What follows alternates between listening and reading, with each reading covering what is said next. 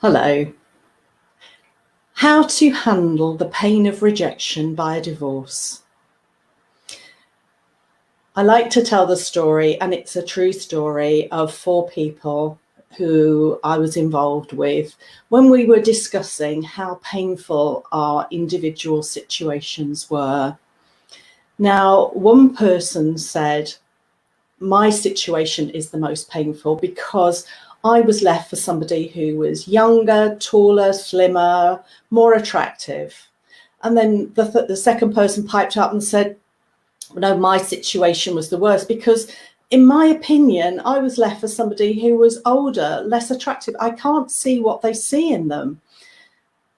The third person said, my wife left me for another woman.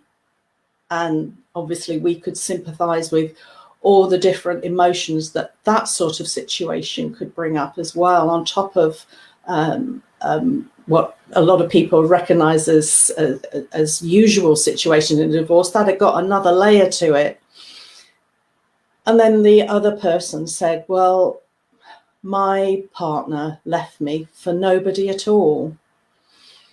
And there was a bit of a light bulb moment, because what was recognized was that it wasn't about being rejected. It was more about the feeling of, well, apart from comparison, the feelings of not being good enough. It triggered feelings of lack of confidence, of lack of self-worth. And that was a different perspective. It's not so much about being rejected, it's about the feelings that it triggers within us of, we've done something wrong, we could have done better, we're basically not good enough who we are.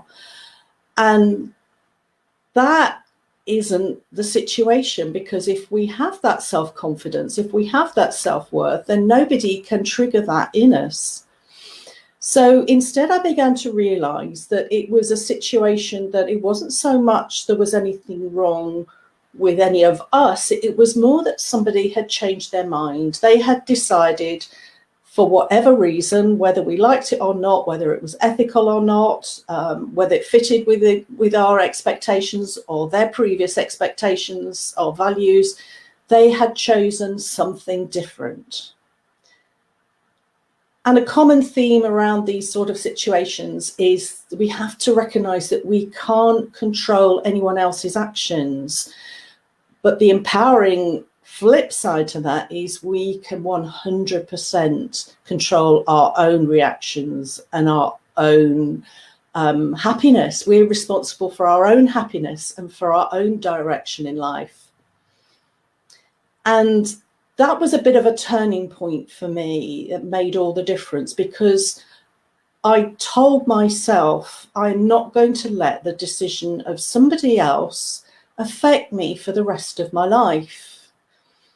And that might seem obvious, but when you're in that pain, when you're in that feeling of not good enough, and also that maybe that fairy tale idea that the prince or princess charming is going to come along and save us, and that we can't do it for ourselves, it means that mindset shift goes to, well, actually, I can do this for myself. I can make the changes. I can make the opportunities for myself.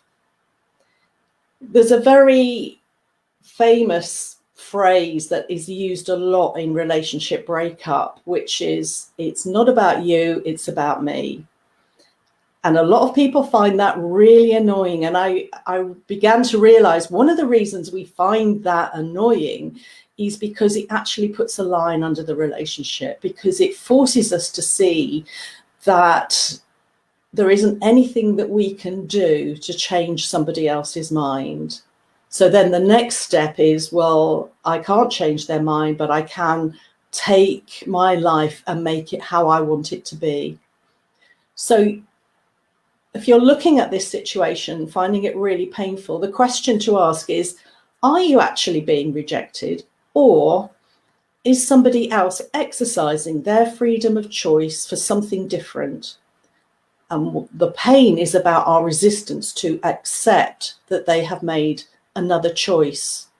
The power is for us to be able to move on and make the life that we want for ourselves. And yes, that is disturbing in the sense it might feel like it's going to be a lot of work, but actually there's so many people will tell you that you can come through that process and come out the other end, and actually your life is way better than it was when you were in that relationship. If your ex feels that you're no longer a good fit, then the best way is to accept that and move on and not prolong the pain. And the best way to do that is to see what is it you can do for yourself to improve your self-care, maybe your health, take responsibility for things.